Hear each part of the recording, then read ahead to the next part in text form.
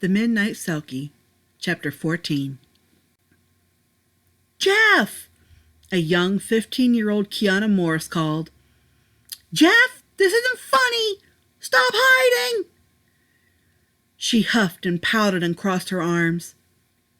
She gave her foot a stomp before turning around. This brought her face to face with her older brother. Boogity, boogity, boogity, boo! He shouted, making an ugly face at her. Of course, she let out a scream, which threw him into a wild fit of laughter. Ha ha! I got you good, Kiana! You should have seen the look on your face. Jeff, you dork! Kiana spat. I'm going to throw you overboard to the sharks! And to that, she made chase after her brother from one end of the deck to the other of the fresh and proud Aquaquami. Land ho! Came the gruff declaration of Captain Jim W. Morris at the wheel. Metal rock off the port bow! This immediately ended the chase that the teenagers were involved in, and it sent them to the rail to watch the island coming closer to them. There it is, sis, Jeff said as he pointed the destination out to her. Metal rock! And there we shall await our first week of summer vacation in isolated camp-out wilderness. Nights will be filled with ghost stories, marshmallows, weenies, and the beach will be all ours. You really are a Boy Scout, Kiana teased with a chuckle. The boat came as close as it could before bumping into the shallows. They used a raft to complete the journey. How else would they tote all of their gear? Captain Jim had been here many times. He brought his children to this place every summer. It never got old, and the methods were well rehearsed. They set up their camp in the usual spot. It was prime location. It was far enough inland to be safe from any crabs or seals. It was heavily wooded in this spot, protecting their eyes from that pesky sun. It was cool, too. That was a nice relief in the heat the summer brought. In no time, everything was as it should be. No orders needed to be issued. Now these chores and duties were second nature. Once everything was squared away, it was time to officially get summer vacation started. The guys shared one tent, and Kiana had one to herself. The teens rushed into their own to change into the swimwear they had brought for the season. Captain Jim was outside, checking the items in his tackle box. His children may have been going swimming, but he was planning to do some fishing. It didn't take long for everyone to find his or her preferred spots. The captain propped up his rod in the sand, set himself in his beach chair, and went straight to work. Sleeping. Jeff and Kiana were further along the shore, swimming in and out of the shallows. They splashed each other off and on with playful yells and laughter. This was a perfect place to be. There were no jellyfish here, and there were never any sharks to worry about. The island was quite protected with natural defenses. No wonder the seals were so plentiful.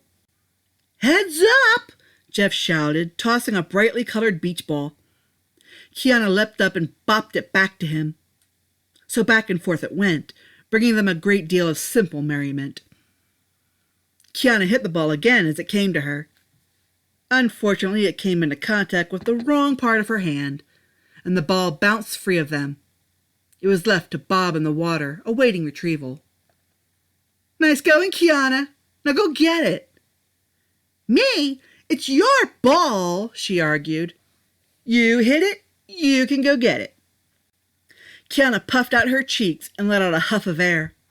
She was fully prepared to retrieve the ball, only to, due to quick reflexes, catch it as it flew to her. What was that? She gasped, eyes as wide as saucers. Whoa, Kiana, look! It's a seal! Jeff said, pointing to a large white seal where the ball had been. It bobbed effortlessly, and it let out a playful bark. He was rather large, and obviously very interested in them. Other seals were playing off the shore as well. They ranged from black to gray to white. But this particular seal was much closer and bolder than the others. Seals don't normally come up on people like that, Jeff. Maybe it's rabid. I've never heard of a seal with rabies, he replied. And who says that seals don't come up on people? They can be just as curious as dolphins. They never came this close before. Well, we come here every year. Maybe they recognize us. Kiana watched the seal a moment, and then she considered the ball. She gave it a gentle toss. The seal, as if in a circus, bounced and balanced it on his nose with a bark. He then tossed it to Jeff. He's really nifty, he laughed as he caught it. The seal let out one more bark.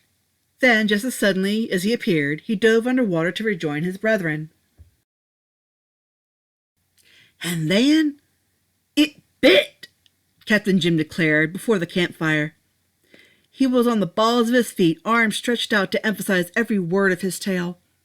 It had been 3 days since they arrived on the island, and a bright night with a full moon loomed over them. It rose high, painting the camp a shade of lunar silver. Fish fillets were cooking on an iron skillet over the fire. They had been caught earlier that day, and with such a success it prompted the captain to tell one of his stories of another great fishing adventure. He was a true mariner to the end. I tugged back on my rod, and I set the hook. Immediately my line tightened as it tried to escape. I fought and fought. I wrangled it this way and that way. It was a battle of wits, I tell you. It took all I had to outdo it. And I almost had him in the boat. But that little bugger took one good twist this way and then that way, which snapped my line. Children, that was the one that got away. Neither of them were very impressed with the story. Kiana seemed rather distant, mind having wandered in her boredom. Jeff had his face smushed into his hand, which he had propped on his elbow on his knee. Dad, I was there that day, remember? The only thing you caught was a croaker. The only reason that it got away was because you dropped it. The only thing big and fantastic caught that day was the huge flounder Admiral Porter caught from his dock as we passed by. I should make you go hungry for that comment, Captain Jim spat, putting the fish onto paper plates. He's a jerk. He's just an old man. You're not the one that had to serve under his command on a Navy ship. He was a nightmare. He held out one of the plates. Kiana, you eating? Huh? Oh, yeah. Come back from Never Never Land, girl. Sorry, I thought I heard something, she replied. I'm not surprised. You should know by now that Merrill Rock is notorious for strange noises. You're really out of it lately, Kiana, Jeff remarked. You okay? I'm fine, she insisted. Maybe I'm just a little tired. I think I'm just going to call it an early night. Okay, Pumpkin, Captain Jim nodded. I hope you feel better by tomorrow morning. Night, she said quietly before vanishing into her tent. Years had been spent in that recreation, yet it felt like the first time all over again. Kiana tossed and turned in her sleeping bag, unable to stay asleep. It was like a strange ringing sound was playing in her ear. Up she got, realizing now that she had to pee.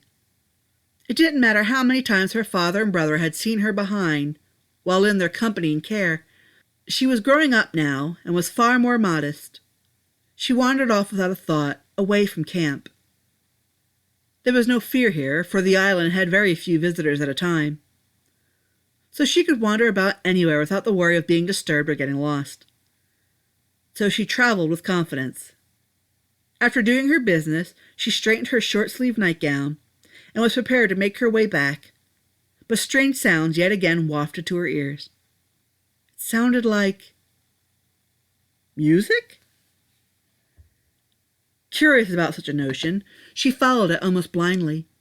This music was somehow familiar, but at the same time, unlike anything she had ever heard before. Her semi-absent following eventually led her to the beach. To her surprise, her family was not alone on this island. As she hid in the foliage, she could see many individuals. They were naked, all of them, and in the midst of a beautiful dance.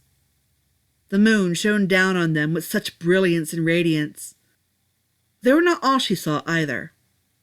These strangers of whom she had never seen were dancing to that enchanting music, and it had a source. Sitting on some of the outlying rocks were mermaids! She gasped quietly. Indeed, the female Meros played on flutes and lyres made of oceanic material. It was beautiful, and even Kiana felt its magical pull. This was the magical enigma of Mero Rock. Kiana watched quietly from her hiding place for quite some time. She couldn't take her eyes off these gorgeous people. But these weren't regular people. She could tell it deep in her gut. And her feelings were confirmed when her eyes fell upon the collection of sealskins? She carefully slipped from her hiding place, kneeling down beside the array of skins of different colors. Her hand reached out, touching the soft, silky, and smooth fur. These are seal people. Oh, what were they called? Selkies? A startled yell caught her attention. She had been spotted. She was frozen in her place as Meros plopped into the water and Selkies panicked. The seal men and women scrambled for their skins, and they rushed into the tide as they tried to reapply them. "Wait!" she found herself calling to them. "Don't leave!" But it was no use. They had all made their escape. That is, all but one.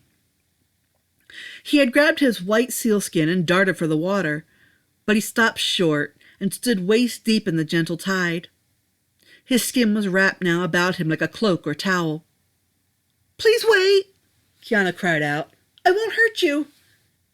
Though hesitant, the Selkie turned back, cautiously coming back onto the shore. He kept himself wrapped in his skin, ready to make an escape at the slightest sign of danger. But he still approached this human stranger. Kiana couldn't help but suck in and hold her breath at the sight of this beauty. He had a perfect frame and body. Aside from the long flowing hair on his head, not a strand could be found elsewhere on his slender, pale body. Surely he was the most beautiful boy she had ever seen. His hair gleamed with the silvery white radiance in the moonlight. He was like No, he was a sea fairy. She beheld a miracle. "Don't be afraid," she said with short breaths. He seemed calm and curious. It was she who felt fear and anxiety. She had never seen a Selkie before. "You are so beautiful." "As are you, fair maiden," Artemis replied in a soft and soothing voice. It was absolutely melodious. "Is it true?" she asked breathily. She reached out a hand carefully to caress his cheek. "A Selkie?" "You are then a human," he replied.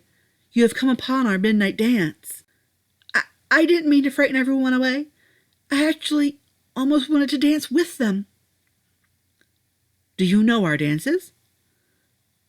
"No," she frowned. "Does it matter?" Artemis gave her a gentle smile. "Not now.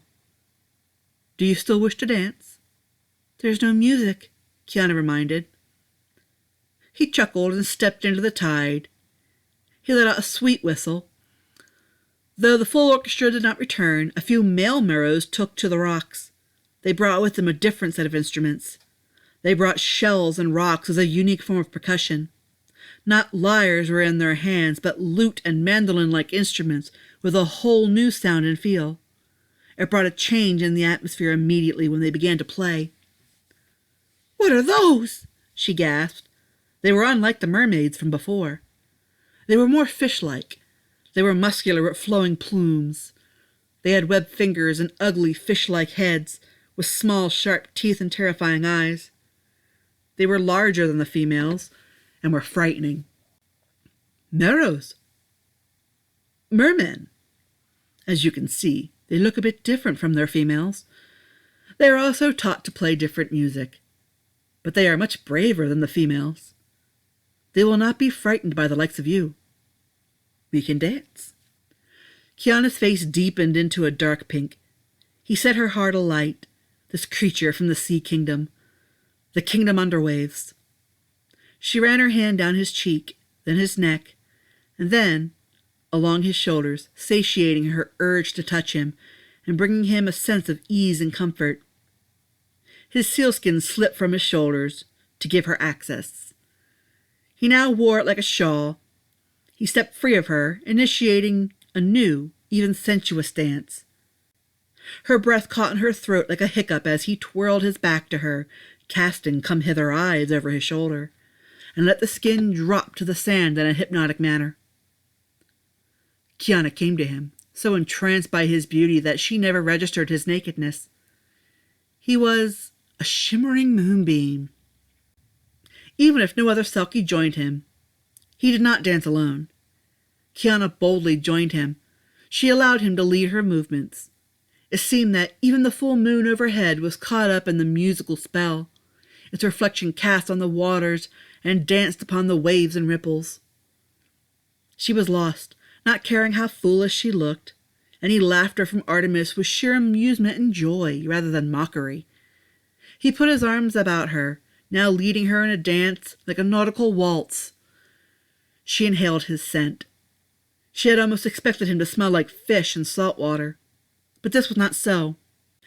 She couldn't place the fragrance, but it was quite delightful. It coaxed her to rest her head into his chest. "Fair maiden, you are so lovely," Artemis purred. "Come away with me to Kingdom Under Waves and be my bride. You shall live with the Sea King's blessing in our world beneath the water. You shall befriend and converse with other Selkies, with Marrows, and with many other creatures of the underwater world. You will be as a mermaid princess." "I can't live underwater," she replied. "I'd drown." "His Majesty's magic will extend to a Selkie's bride, but she must come of her own will. He is very generous and gracious. Come away with me, for you have captured my heart. I have lived in this area for my whole life, and I have seen no other to compare to your beauty." This only made her blush again. She turned her face away with a bashful giggle. "You're flattering me. It's all so wonderful." "Then say yes." "I'm not sure." He placed his hand on her cheek and coaxed her gaze back to him. He stared his intense mauve eyes into her sparkling blue. He then leaned over her and placed his lips on hers in a soft and pleasant kiss. She accepted his affections, even returned it. "My love is yours, fair maiden. Take it if you wish. I'm yours to command." "Your sweet nothings are beautiful," she sighed, receiving another kiss from him. The sand was so soft. It was a perfect bed on such a pretty night. It had been an intense and intimate evening. Now a calm quiet had settled as Marrows retreated to the sea once again. Kiana had fallen asleep. Artemis lay beside her, running his fingers over her hair and face. She was even beautiful when she slept. The constant sound of the ebb and flow of waves was a wonderful and even a romantic lullaby. It was almost a pity that the night would have to come to an end. She trembled, shivering a now naked body as a chill settled in. He looked around, wishing her not to be cold, and he was unable to find the nightgown that had been discarded earlier. He still had his sealskin, however. That would do, for now. He placed it over her exposed figure, hoping it would warm her. He smiled, hopefully waiting for the moment that she would wake, and she would accept his proposal. Yes, that would be a wonderful way to greet the morning. "Where are you?" came a furious rasp from Captain Jim. He was dressed in boxers and an unbuttoned Hawaiian print shirt. Beside him was Jeff, dressed in a pair of swim trunks. Artemis was horribly startled. Up he shot as Captain Jim and Jeff came at him on the beach, wielding rocks and branches. He darted instinctively into the tide, but he stopped waist-deep, turning around when he realized that he had forgotten his sealskin. By now, Kiana had been pulled from her sleep. To be caught like this by her family, it was mortifying. To make it worse, she could not find her nightgown. In the night, it could have been blown out on a wind, or pulled out with the tide. But she was without it now, and depended on the skin for cover. Unable to face this situation, she fled the beach, heading for camp. Artemis was trapped on the shore. An aquatic escape was now out of the question, so he'd have to shake off his pursuers another way. He darted along the beach and kept in the shallows. He was a swift individual, but still, the humans gained on him. One misstep and Artemis fell to his knees, trying to get onto the beach where he'd attain more speed. He now shielded his head and curled into the fetal position as they came upon him and rained their anger over him. In their eyes, this man had violated their innocent Kiana. They would accept no excuse and hear no reasoning. When Artemis ceased to move, father and son looked to each other.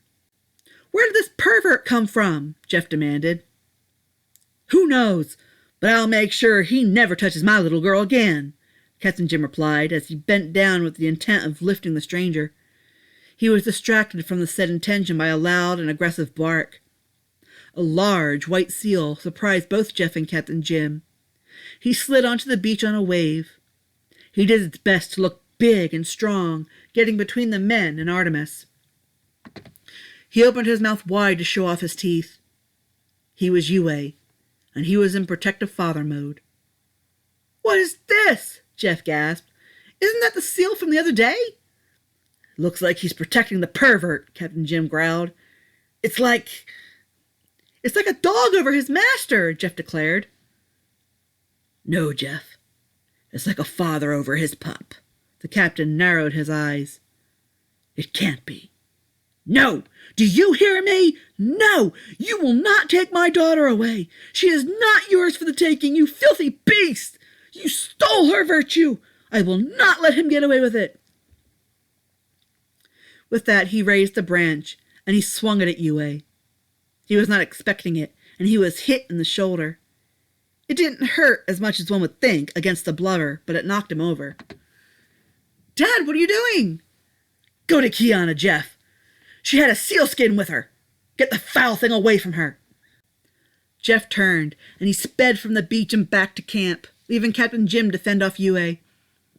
Sadly, so long as the human was armed, he stood no chance against him. He was soon forced to retreat to the water, but he kept himself close, just barely out of reach of his attacker. He could do nothing more, other than watch with anxiety and worry as his son was left to Captain Jim's mercy. Back at camp, Kiana was in her tent, dressed now in a bathing suit and a pair of denim shorts. She knelt over her sleeping bag and nuzzled the white fur as she sobbed into it. Jeff pulled the flap back, startling her. He was not polite, nor was he subtle. He snatched the sealskin, trying to pull it from her, managing to drag her screaming and protesting body out of the tent. "Kiana, give it up!" "No, please no! Jeff, please! Don't hurt him! I'm begging you!" "You don't know what you're saying," Jeff spat, as he pulled the skin free. He pushed her back with his foot as he tried to reach for it. She crumbled into immobilizing tears as he made his escape. She ached in her heart. He was suffering now, and it was because of her. She wanted, even if it was only a small part that hoped it, that they'd return his skin to him. Then he'd be able to leave them. He could return, for the time being, to Kingdom Underwaves. Then there would be the chance that, maybe one day, he'd return for her. They'd be able to make their escape. Together. Kiana sniffled and wiped her arm over her face. She leaned over the port side of the stern. The camping trip had been cut immediately short. They were going home. Kiana watched as a pair of seals chased desperately after the boat, barking frantically as they rode the breakers. One was a large white seal. She knew him as the seal from the first day. Beside him was a gray female, perhaps his mate. What were they on about? Surely they couldn't be pleading for playmates now, at a time like this. The Aquaquami soon left them behind, moving much faster than the seals. "What happened?" Jeff asked, approaching her from behind. "What did he do to you?" "Do you even need to ask?" she replied tearfully. "You should know what happened. It was very obvious." "Why, Kiana? Why? Why would you do something like that?" She shook her head, closed her eyes tight, and put her hands over her ears. "Stop! You don't understand. You just don't understand." That thing was trying to take you away, Kiana, Jeff explained. You'd never see your family again. He was a Selkie, Jeff. He wasn't a demon. He might as well have been one, he hissed. Don't you remember the Selkie tales? Do you? They abandon their lovers. Sometimes it's sooner, sometimes it's later, but it happens. Eventually he'd leave you alone. He'd leave you trapped in the underwater prison. You and whatever spawn you created, they'd be left there to die. Stop it, she pleaded. Why won't you listen, he spat. You know what? Believe what you will, Kiana, but know this. You will never see him again. We will not allow it. He will not take you from us, your family, and the people who love you most. Maybe one day you'll come to understand. Then you can move on. You can continue a normal life. You'll appreciate our efforts for it then. I swear it. The matter was not over so simply. It didn't end that day. Kiana longed for her Midnight Selkie. He never left her thoughts. They never returned to Merrill Rock after that. No more chances would be taken. But the matter was far more complicated than a mere longing. Kiana had become pregnant. Day after day, she wandered up and down the beach, wading into the tide and calling to her unnamed Selkie love. She prayed for him to appear to her again. She prayed for him to rescue her from her misery and to escape with him to Kingdom Underways with their baby. But no matter how many tears she cried, he never came. One afternoon, as she had done many times, she wandered along the beach. She stared off into the water, hoping for a glimpse, but saw no sign of him. She placed her hand on her growing belly. She could feel the life inside of her. It filled her with fear, sadness, and excitement. Maybe her baby would look just like him.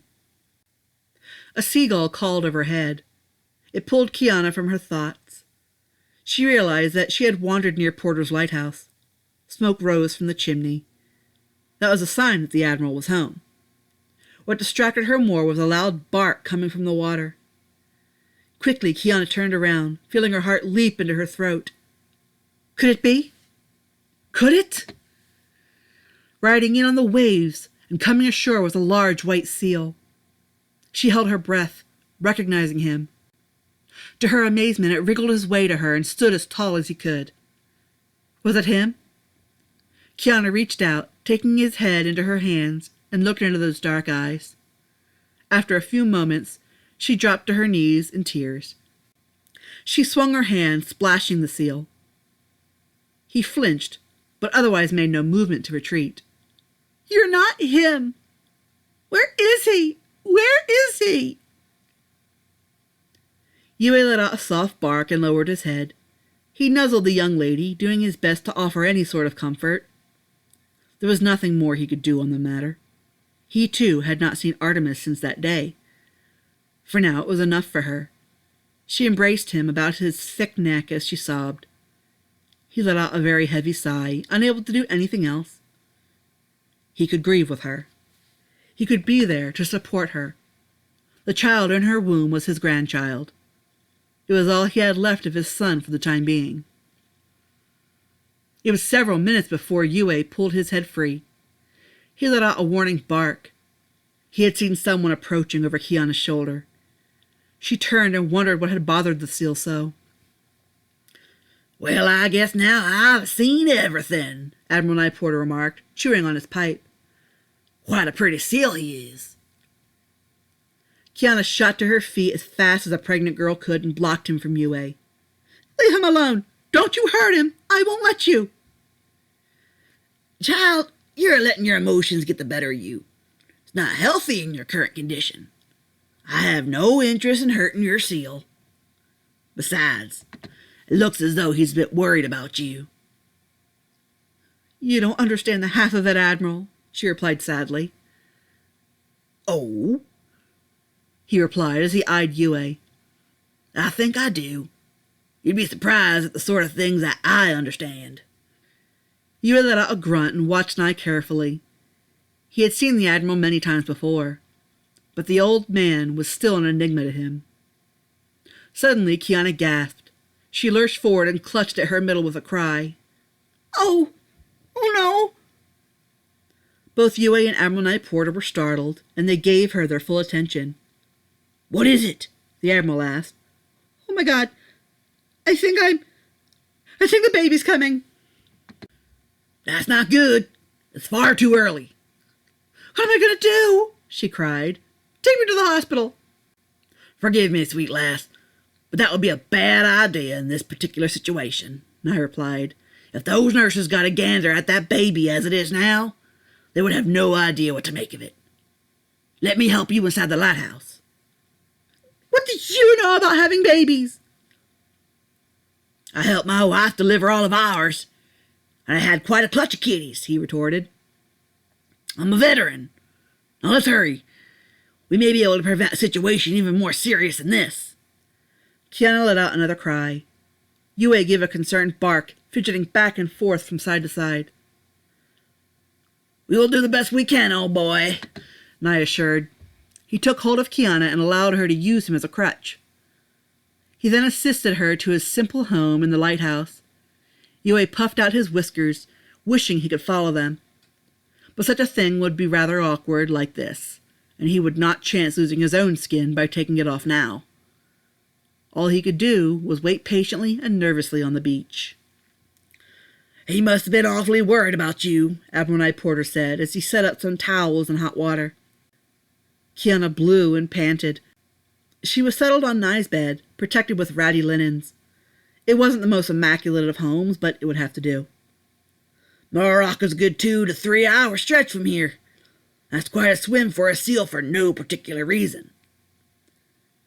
Kiana let out a cry, clenching the linens under her. Steady breathing, lassie. Excuse me, he said, putting on a rubber glove and checking her progress. It was rather humiliating, as he was no doctor, but he obviously knew a thing or two about what he was doing. He really was a jack of all trades, wasn't he?